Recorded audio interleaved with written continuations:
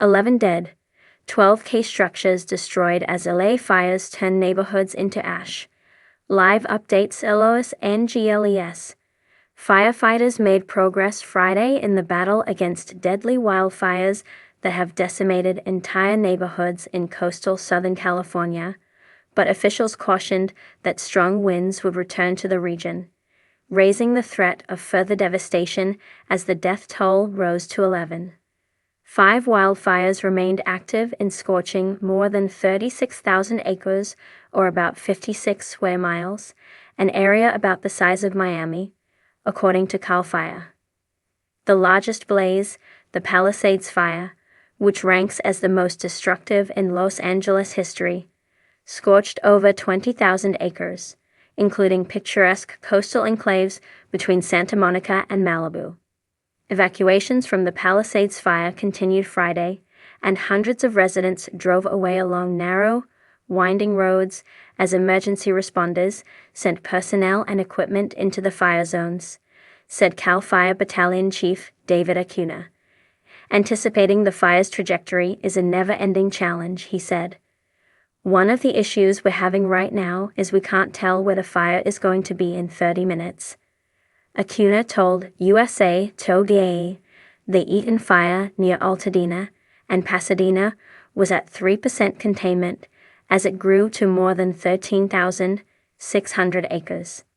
Several other fires have ignited across the county as fierce winds persisted, including the Kenneth Fire that broke out Thursday near Woodland Hills. The blaze prompted evacuation orders Thursday night, which have since been lifted.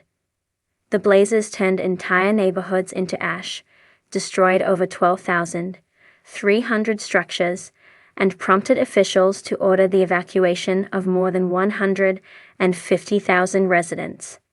At least 11 people have died in the 2 biggest blazes, according to the Los Angeles County Medical Examiner, 6 from the Eaton Fire and 5 from the Palisades Fire. On Friday, the battle against the Los Angeles wildfires turned into an international effort as Mexico and Canada announced they would send firefighters and other resources to California. Gov. Gavin Newsom announced Friday afternoon that firefighters from Mexico were en route to the Eaton Fire, joining over 10,000 personnel on the ground.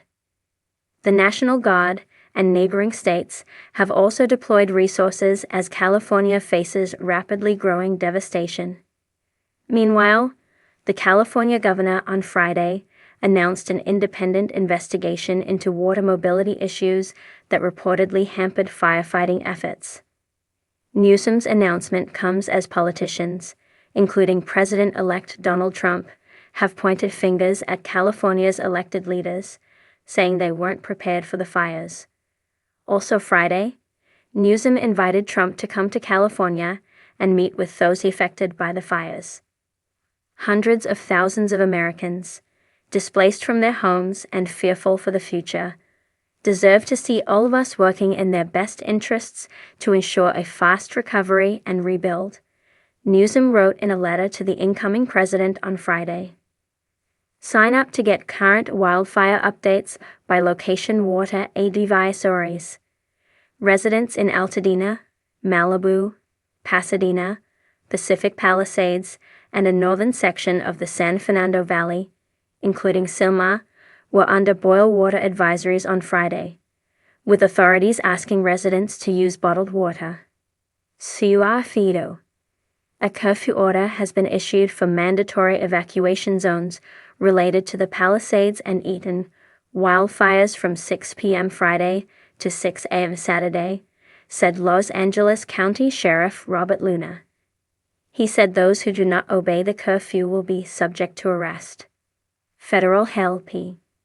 President Joe Biden promised the federal government would cover the total cost of the wildfire response in Southern California for 180 days.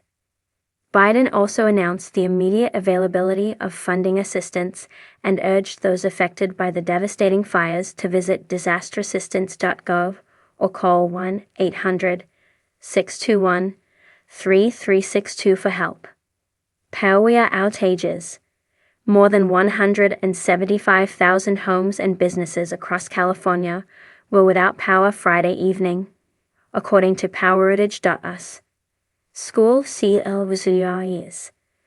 The Los Angeles Unified School District, THESICON, the largest school district in the nation, announced all of its campuses will be closed Friday due to the fires and hazardous air quality. The University of California, Los Angeles, canceled in-person classes on Friday. Gusty Santa Ana winds are forecast to come and go over Southern California in the next several days, which could further exacerbate the deadly and devastating wildfires across the region. The strongest gusts are expected early next week, especially Monday night and into Tuesday, forecasters said, and as strong as the wind is forecast to be next week. We are not forecasting a replica of the winds from earlier this week. AccuWeather senior meteorologist Heather Zaya told USA Today Friday. Those howling winds, measured at speeds approaching 100 miles per hour, fueled the ferocious firestorms that followed.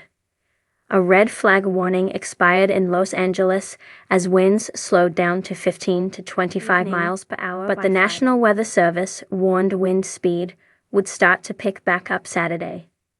The California governor on Friday announced an independent investigation into water supply issues that may have impeded firefighting efforts amid historic blazes devastating the Los Angeles area. Reports of loss of water pressure in local hydrants and unavailability of water from the Santa Ynez Reservoir are deeply troubling. Newsom wrote in a letter to leaders of the Los Angeles Department of Water and Power and Los Angeles County Public Works. He said state water and firefighting officials would conduct an independent review of what caused the malfunctions. The governor noted that local fire hydrants are not designed to extinguish massive wildfires, but losing anticipated water supply from them likely impaired the effort to protect some homes and evacuation corridors. We need answers to ensure this does not happen again, and we have every resource available to fight these catastrophic fires. Newsom said in a post on X. The governor's announcement comes as criticism mounts over a critical lack of water during the early stages of the fires. Biden on Thursday said local utilities shut off power over concerns that power lines could be blown down and spark additional fires, adding that the move had hampered the ability to generate pumping water.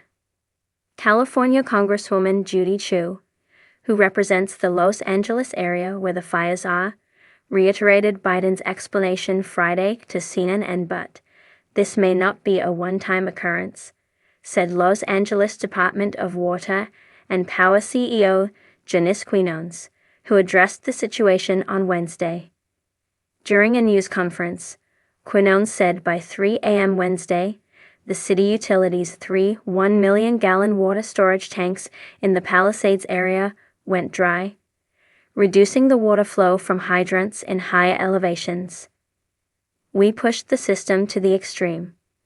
4 times the normal demand was seen for 15 hours straight, which lowered our water pressure, Quinones said. It was like a worst-case scenario, but I think we should be planning for those worst-case scenarios. Hester Griffiths pulled long hoses Friday morning in a continued effort with his father to save neighbors' houses in smoky Malibu. Griffiths, 24, said his family's house survived the Palisades fire with only minor damage. Neighbors just a few doors down weren't so fortunate. Entire structures were destroyed, leaving a view of the Pacific Ocean framed by charred debris. The hill across from their home on Pacific Coast Highway had gone up in a blaze, leaving nothing but charred ground and patches of burnt vegetation. Embers from the fire jumped the multi-lane highway, burning houses on both sides. Firefighters saved what they could, but a lot of it isn't recoverable. It's heartbreaking, Griffiths said. It wasn't just homes. Had burned to the ground. Sarah and Ben Traeger rode borrowed electric bicycles through their neighborhood, north of Pacific Palisades City Center, checking on a list of addresses from a neighborhood group chat. Near the end of the list was their own home, which they found collapsed in a pile of rubble. With gloved hands, Ben Traeger shoveled through the debris, hunting for the box where he'd stashed a collection of family watches. The couple had evacuated in a hurry, taking their 2 small children, 6 months and 21 months old, to Santa Monica, where Ben's parents live. The small family doesn't know where they will go next. Sarah Traeger said she has been trying to find a nearby but they're being booked so quickly the website's calendars cannot keep up. We've been crying for days, she said, watching her husband dig. From the pile of dust, the corner of a watch strap protruded. Ben tugged. It was the remains of his grandfather's watch, 6 decades old. I think it still tells time, he joked, looking at the hunk of charred metal strap and watch case. Los Angeles County officials said they are working to address the erroneous evacuation alerts that had incited panic and frustration across Los Angeles this week.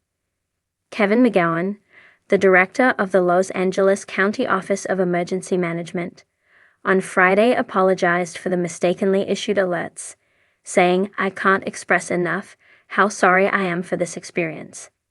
He said that every technical specialist is working to resolve this issue, and urged people not to disable the alert messages on their phone. Gowan said there are life and death consequences if you don't receive a necessary alert. Unhealthy and hazardous air quality levels have been detected in Pasadena as multiple wildfires rage across Southern California. At Jefferson Park in Pasadena, a quality monitor recorded an index of 526, a hazardous code maroon, which is the highest of 6 categories on the U.S. Air Quality Index. The categories range from good to moderate, unhealthy for sensitive groups, unhealthy, very unhealthy, and hazardous. At this extreme, there's a health warning of said IQAir. The entire population is likely to be severely affected. Other portions of Pasadena and San Marino saw code purple air quality levels, which indicates that the air quality is unhealthy for everyone, especially for vulnerable groups of people. California's insurance commissioner issued a 1-year moratorium to prevent homeowners' insurance companies from canceling or not renewing policies in areas devastated by the wildfires raging in the Los Angeles area. Commissioner Ricardo Lara's moratorium is aimed at helping those impacted by the Palisades and Eaton fires in Los Angeles County, according to a state website. The department may issue a supplemental bulletin if additional areas are determined to be in need. My heart goes out to my fellow Angelenos. Our top priority is protecting Californians during this crisis and helping us recover, Lara said in a statement. I am working on all fronts to make sure wildfire victims get the benefits they are entitled to, and they get it as soon as possible. Some residents in the city of Beverly Hills received evacuation alerts that were mistakenly issued early Friday morning, the city said in a statement. The erroneous alert from the Los Angeles County Fire Department was sent to residents around 4 a.m. Friday, said a statement on the official X account for the city of Beverly Hills. The county's Office of Emergency Management has confirmed this was another error, the statement said. There are no evacuations currently affecting Beach A on Thursday afternoon. Residents in Los Angeles County received an evacuation warning that was mistakenly issued countywide due to a technical error. Janice Hahn, the county supervisor, said in a post on X a firefighting aircraft was grounded on Thursday after it was struck by a drone while flying over the Palisades fire, the Federal Aviation Administration said. Los Angeles Fire Department spokesperson Eric Scott said the incident occurred Thursday afternoon when a Super Scooper plane, Quebec 1, was hit by a civilian drone not assigned to fire operations. Quebec 1 sustained wing damage and remains grounded and out of service, Scott said in a statement on X, There were no reported injuries. Firefighting super scuba planes refill by descending to the placid waters of bays and lakes and skimming the water's surface to load their tanks, according to Reuters.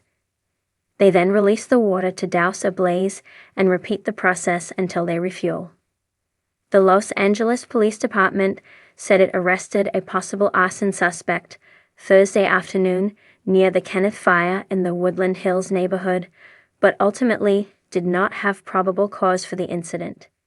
Dominic Choi, Los Angeles Police Department Assistant Chief, said at a news conference Friday the man was detained by residents who said he was attempting to light a fire in the community. After interviewing the suspect and reviewing evidence, officers determined they did not have probable cause to arrest the man on charges related to any fires. They instead arrested him on a felon probation charge. Choi said the investigation is ongoing. Biden on Thursday declared the deadly fires in Southern California a major disaster and told state and local officials to spare no expense to fight, as the federal government would cover 100% of the cost of disaster assistance. Biden announced the immediate availability of funding assistance and urged those affected to visit disasterassistance.gov or call 1-800-621-3362 for help. During a briefing at the White House, Biden said that California Gov. Gavin Newsom asked for more funds to help battle the deadly wildfires that have scorched thousands of acres. Due to the magnitude of the disaster, I was talking with the governor, and he requested if I could increase the federal funding that was authorized under this legislation from 75% to 90%, Biden said.